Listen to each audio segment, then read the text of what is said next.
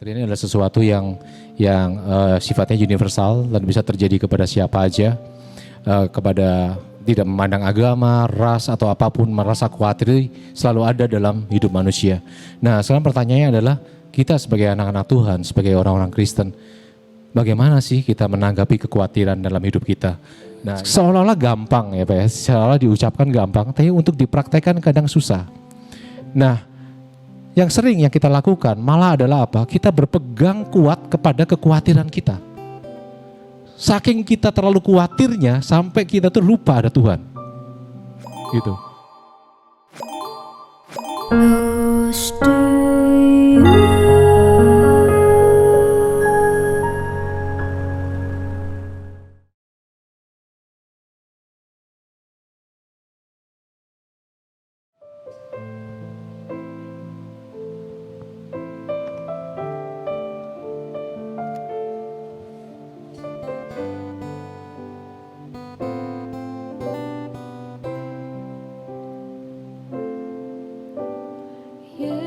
Yesus, namamu yang termanis. Yesus, kau selalu dengar doaku. Oh Yesus, kau angkat bila ku jatuh. Kau termanis, namamu termanis. Yesus, namamu yang termanis. Yesus, kau selalu dengar doaku. Oh Yesus, kau angkat bila ku jatuh. Kau termanis, namamu termanis.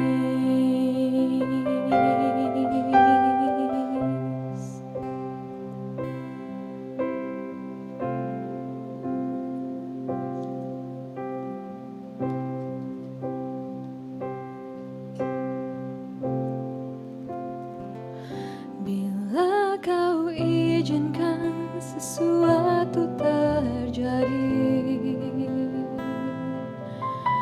ku percaya semua untuk kebaikanku. Bila nanti telah tiba waktumu, ku percaya kuasamu memulihkan hidupku. Waktu Tuhan pasti yang terbaik, walau kadang tak mudah dimengerti. Lewati cobaan, ku tetap percaya waktu Tuhan pasti yang terbaik.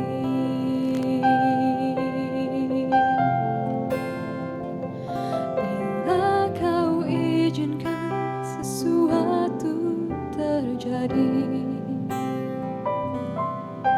ku percaya semua untuk kebaikanku. Bila nanti telah tiba waktumu, ku percaya kuasamu memulihkan hidupku.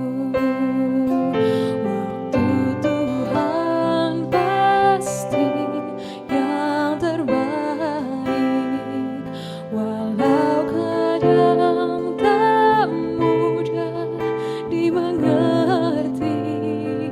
Lewati cobaan, ku tetap percaya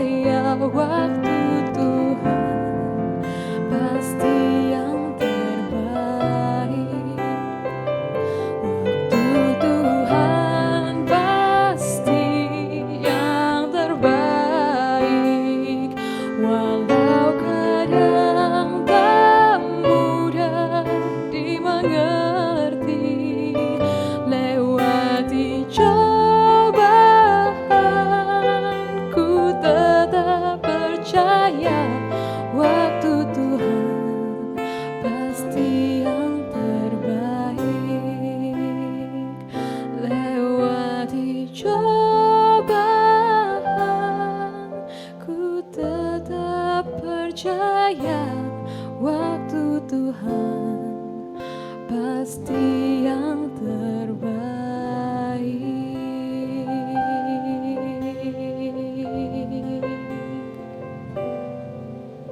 Shalom Bapak Ibu Saudara, waktu Tuhan bukan waktu kita, tetapi kita harus tahu waktu Tuhan adalah waktu yang terbaik. Kita berjumpa lagi bersama-sama di acara Close to You, sebuah acara untuk kita sama-sama menaikkan pujian penyembahan dan belajar firman Tuhan. Kita berdoa. Tuhan, terima kasih atas segala kebaikan-Mu. Terima kasih atas kasih karunia-Mu.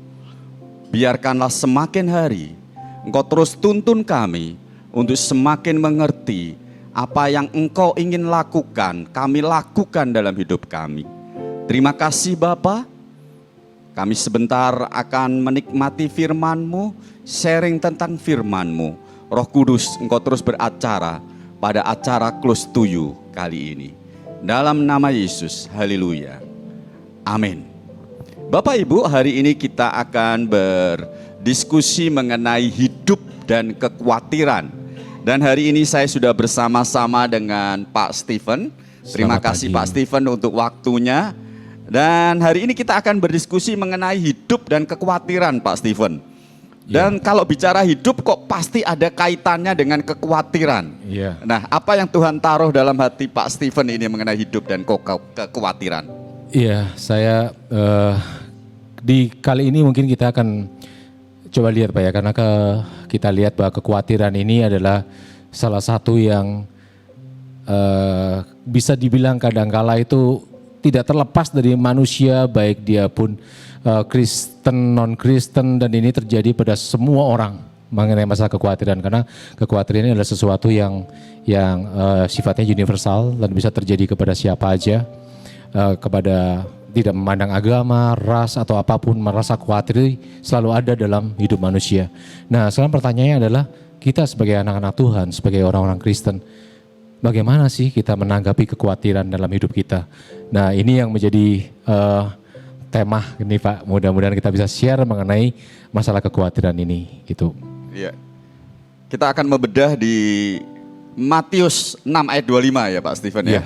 Silakan Pak Stephen. Iya, kalau kita lihat mungkin kita sama-sama kita akan coba baca dulu mengenai hal kekhawatiran. Di sini apakah yang dikatakan oleh Yesus dari dalam ayat ini. Saya akan bacakan di dalam Matius 6 ayat yang ke-25. Karena itu aku berkata kepadamu, janganlah khawatir akan hidupmu, akan apa yang hendak kamu makan atau minum, dan janganlah khawatir pula akan tubuhmu, akan apa yang hendak kamu pakai. Bukankah hidup itu lebih penting daripada makanan dan tubuh itu lebih penting daripada pakaian? Jadi di sini Yesus mengajarkan bahwa sesungguhnya kita tidak perlu khawatir. Tetapi kenyataannya adalah sulit bagi kita untuk menghilangkan kekhawatiran. Karena di hidup ini kan kita perlu makan, kita perlu minum. Nah, sebenarnya Tuhan mengatakan, bukankah hidup itu lebih penting daripada makanan dan minuman? Ini maksudnya apa gitu ya? Nah, kita coba kalau kita gali lebih dalam di ayat ini, kita ngelihat bahwa kenapa Yesus mengatakan begitu. Karena kalau kita mengejar makanan, kita mengejar pakaian yang kita lihat dalam sisi luar gitu ya, semua itu gak akan ada gunanya kalau kita gak punya hidup. Nah, Yesus mengatakan hidup itu jauh lebih penting dibanding makanan dan minuman. Memang untuk manusia hidup, dia perlu makan, dia perlu minum. Tapi konteks yang terdalam di sini yang Yesus mau katakan, jangan makanan dan minuman yang menjadi fokus kita, tapi bagaimana hidup kita. Karena di sini Tuhan bilang, nanti di ayat yang berikutnya Pak, itu akan kita lihat bahwa Yesus menjamin bahwa kita nggak perlu khawatir. Jadi jangan fokus kepada makanan dan minumannya, tapi fokuslah kepada hidup kita, agar kita punya hidup yang benar. Artinya di sini Tuhan bilang bahwa ayo kejarlah sumber hidup ya, daripada mengejar makanan dan minuman, seperti itu Pak Stephen. Ya? Betul Pak. Jadi kejarlah sumber hidup itu. Karena siapa yang memberikan hidup? Gitu. Jadi kita lebih sering terbawa mengejar sesuatu yang sifatnya malah lebih sekunder dibanding yang primer. Sebenarnya yang primer itu adalah Yesus itu sendiri. Karena siapa di antara kita yang bisa tahu hidup kita sampai kapan, hidup kita seperti apa? Yesuslah yang memberikan hidup. Tapi kita kadang kita suka lupa, Kita melupakan yang sebagai sumber, tapi kita malah lihat makanannya, minumannya, hal-hal yang sekunder.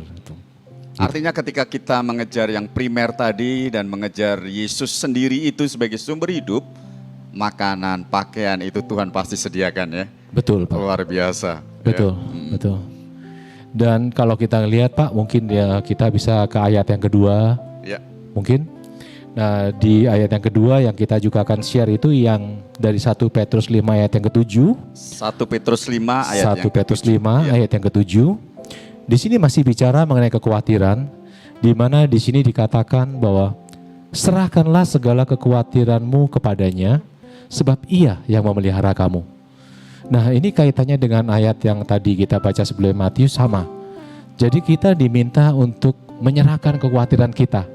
Serahkanlah kekhawatiranmu kepadanya. Kepadanya yaitu kepada Tuhan. Sebab apa? Sebab Ia yang memelihara kamu. Jadi konteksnya adalah kita jangan takut bahwa kita tidak akan sampai dipelihara oleh Tuhan. Dan kita harus berusaha menyerahkan kekhawatiran kita. Seolah-olah gampang ya Pak ya, seolah-olah diucapkan gampang, tapi untuk dipraktekkan kadang susah. Nah, yang sering yang kita lakukan malah adalah apa? Kita berpegang kuat kepada kekhawatiran kita. Saking kita terlalu khawatirnya sampai kita tuh lupa ada Tuhan. Gitu. Nah, Tuhan mengatakan di sini, serahkanlah kekhawatiranmu. Serahkanlah kekhawatiranmu. Nah, kalau kita tidak mau menyerahkan kekhawatiran kita, yang salah siapa, Pak? Ini kan berarti yang salah kita gitu ya Pak ya. Jadi selama ini mungkin kita malah genggam, kita bawa kemana-mana kekhawatiran gitu Betul, ya, Pak. diserahkan gitu ya pasti. Betul Pak. Tanpa kita sadari kekhawatiran itu kita bawa kemana-mana. Oh, oke. Ya kita merasa kita khawatir kalau kita memberi kita akan kekurangan. Terus kita khawatir kalau kita memberikan sesuatu nanti hidup kita akan bagaimana nanti selanjutnya. Apa kita akan cukup? Ya, padahal di sini Tuhan bilang serahkan kekhawatiran itu, Tuhan akan memelihara. Oke. Tapi yang sering kita lakukan malah sebaliknya. Kita nggak pernah menyerahkan kekhawatiran kita kepada Tuhan, malah kita pegangin. Tapi di sisi lain kita minta Tuhan pelihara. Ini satu kontradiksi yang sebenarnya jadinya lucu kita ini Pak. Gitu. Jadi kita ini sebagai anak-anak Tuhan yang kita belajar firman, kan kita harus mentaati apa yang Tuhan katakan. Firman Tuhan mengatakan begini, kita ikuti. Tapi seringkali kita tidak ikuti, tapi kita mau berkatnya dari Tuhan gitu.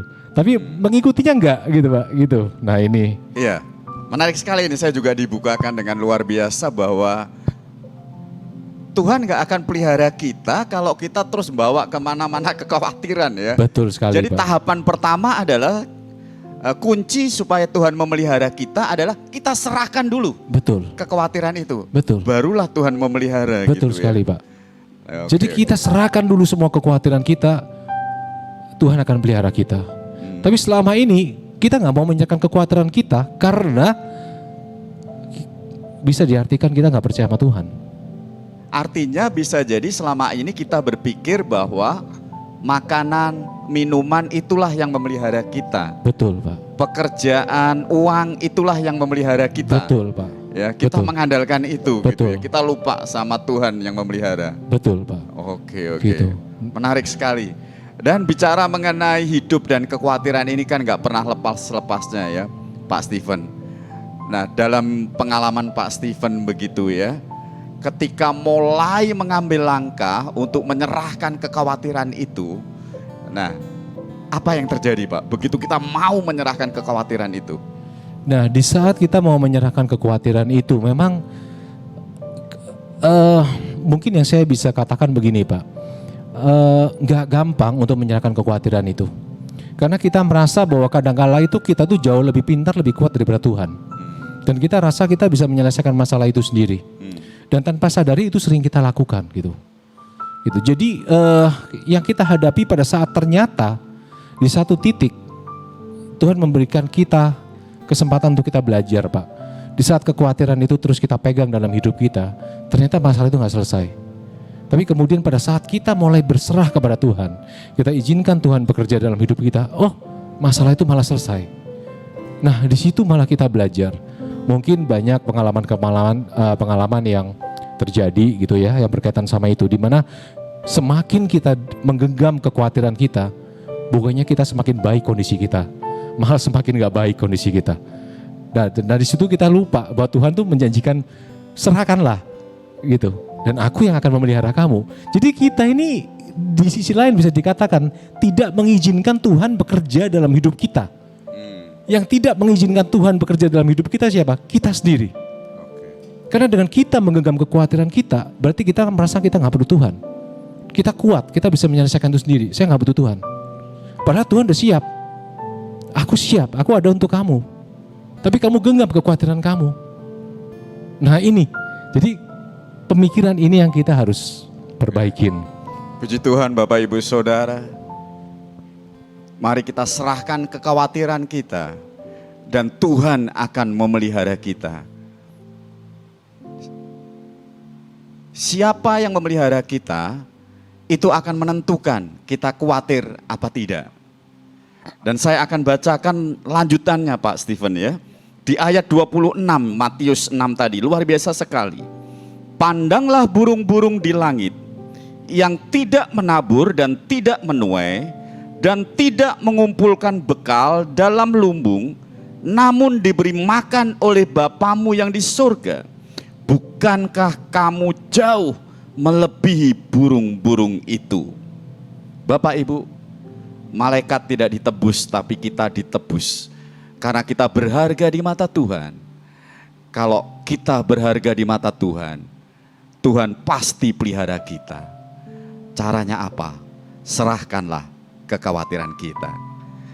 Saya undang Pak Stephen untuk berdoa untuk kita semua. Siap. Sebelum doa mungkin ada satu sedikit tambahan Pak yang kita bisa share, yaitu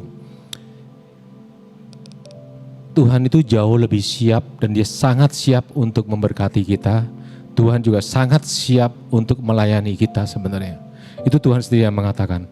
Tapi seringkali kita yang gak siap dan kita gak menganggap Tuhan itu ada.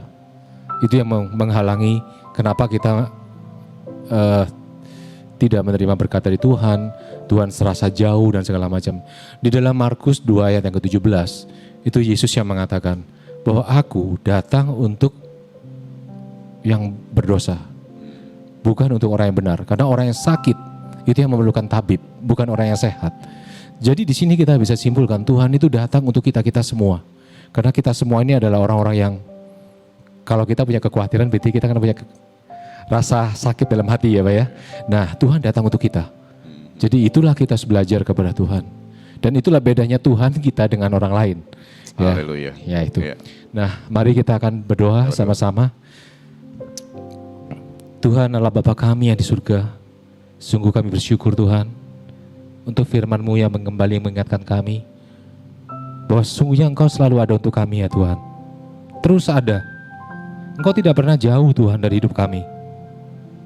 Tapi seringkali Tuhan yang kami lakukan adalah kami yang menjauh dari Engkau. Seringkali kami mengandalkan kekuatan kami sendiri. Kami mengandalkan hidup kami. Sementara Engkau ada di sana ya Tuhan. Dan Engkau ada di sini di dekat kami. Terima kasih Tuhan untuk firman-Mu yang mengingatkan kami bahwa Engkau selalu ada untuk kami. Engkau tidak pernah meninggalkan kami. Dan Engkau selalu menggenggam tangan kami ya Tuhan. Yang kami perlukan adalah kerendahan hati dari kami untuk kami boleh datang kepadamu. Karena Engkau adalah Bapa kami. Engkau adalah Tuhan kami. Tuhan yang hidup di sepanjang kehidupan kami. Terima kasih ya Bapa untuk sesi ini, untuk firman ini yang kembali menguatkan kami, mampukan kami untuk terus mengingatnya di dalam kehidupan kami. Dalam nama Yesus anak-Mu kami berdoa dan mengucap syukur. Amin. Amin. Saudaraku, mari semakin hari kita semakin intim sama Tuhan. Close to you.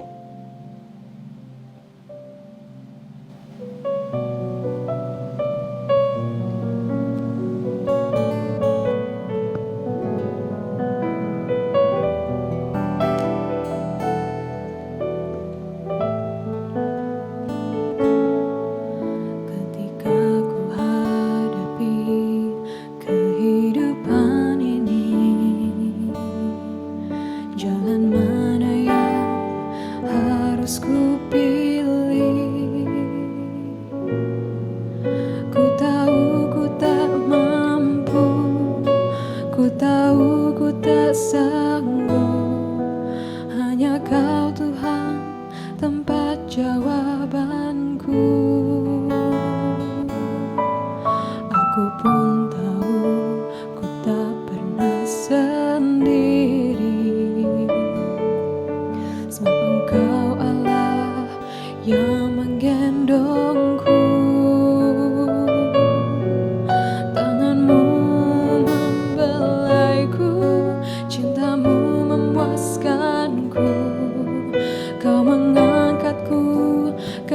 tempat yang tinggi.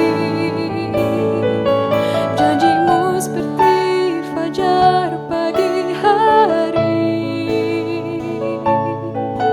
yang tiada pernah terlambat bersinar.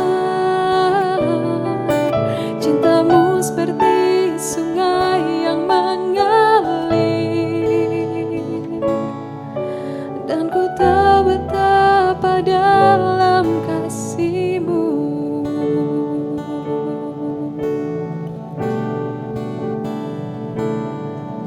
Aku pun tahu ku tak pernah sendiri, sebab Engkau Allah yang menggendongku. Tangan-Mu membelaiku, cinta-Mu memuaskanku. Kau mengangkatku ke tempat yang tinggi. Janji-Mu seperti fajar pagi hari